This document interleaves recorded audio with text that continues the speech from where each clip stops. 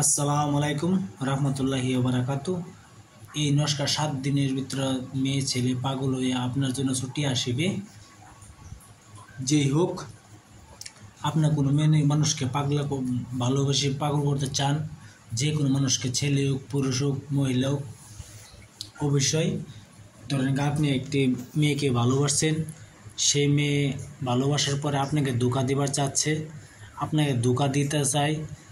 আপনি কি করবেন? আপনি তো বহু টাকা পয়সা খাওয়াইছেন, নিজের হয়তো আমার এই নস্কাটি ব্যবহার করবেন। অবশ্যই ইনশাল্লাহ দেখবেন সেই মেয়ে 7 দিনের ভিতরে আপনার জন্য পাগল হয়ে ছুটি আসবে। সেই মেয়ে আপনার জন্য বাড়িতে এসে যাবে, আপনার জন্য ভালোবাসবে আপনাকে। তার আগে ভিডিওর কিছু বলার আগে আমার চ্যানেলটিতে আপনারা লাইক করেন না, সাবস্ক্রাইব করবেন, লাইক করবেন, কমেন্ট করবেন। ইনশাল্লাহ কিছু বলার থাকলে আমার কমেন্ট বক্সে বলতে পারেন, ইনশাল্লাহ আপনারা জবাব দিব ভিডিওর মাঝে। আপনার 7 দিনের ভিতরে মেয়েকে পাগল করে আনতে পারবেন, কি ছেলেকে 7 দিনের ভিতরে পাগল করে আনতে পারবেন। আপনি দেখতেছেন একটা ছেলে এত সুন্দর, ভালো লাগছে আপনার দিকে, আপনার ভালো লাগছে, সেই ছেলেটি আপনার পেতে চান, দুজি পেতে চান। অবশ্যই তার মার নাম নিতে হবে আর ছেলের নাম নিতে হবে। এই ছেলের নাম আর ছেলের মার নাম লিখবেন, কেমনে লিখতে হয় না লিখতে হয় আমি বলে দেব ভিডিওর মাঝে। আর আপনার মেয়ে যদি আপনি কোন মেয়েকে ভালোবাসতে চান, আপনি মেয়ে পছন্দ হয়েছে, আপনি দুজি কথা দিয়ে থাকেন মেয়েকে, আপনার কথা গ্রহণ করছে না, তা আপনাকে গালি মন্দ পারে, উল্টা সিধা কথা বলে, তো আপনি সেই মেয়ে আপনার জন্য ছুটি আসবে, কেমনে ভালোবাসবে এই নস্কাটির মাঝে বলে দেব। অবশ্যই বিয়েটা আপনারা অবশ্যই ভুল ধরনের কাজ করবেন না, কোনো ঘরের পরিবারকে উপর করবেন না। কোনো পরিবারটা করলে আপনার সেই পাপের বোঝা আপনি টানবেন, আমি টানবো না।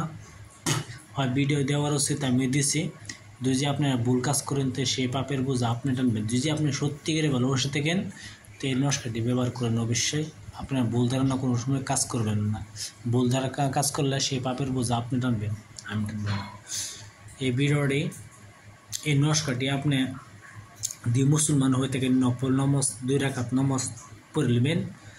আর যদি আপনি হিন্দু হয়ে থাকেন তো অবশ্যই পাক পবিত্র হিসাবে বসিয়া হয় আপনারা কিছু পূজা মোজা করতেও পারেন, কিছু মানতেও পারেন, যেটা এটা আপনার কথা।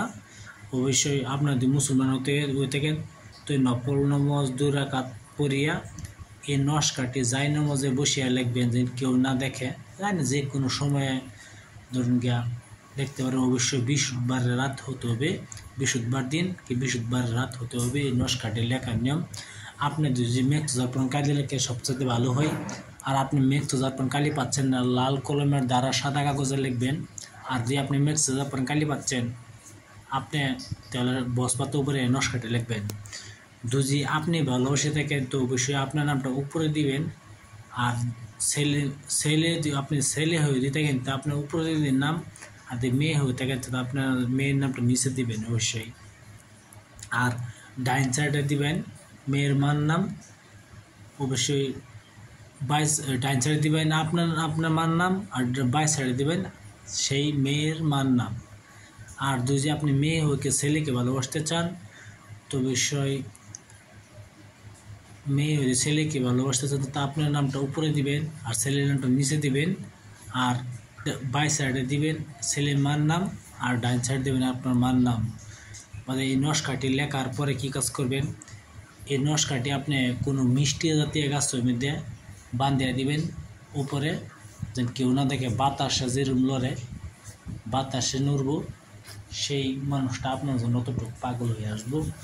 অবশ্যই কাজটা সঠিকভাবে কাজ করবেন, গলতভাবে কাজ করবেন না।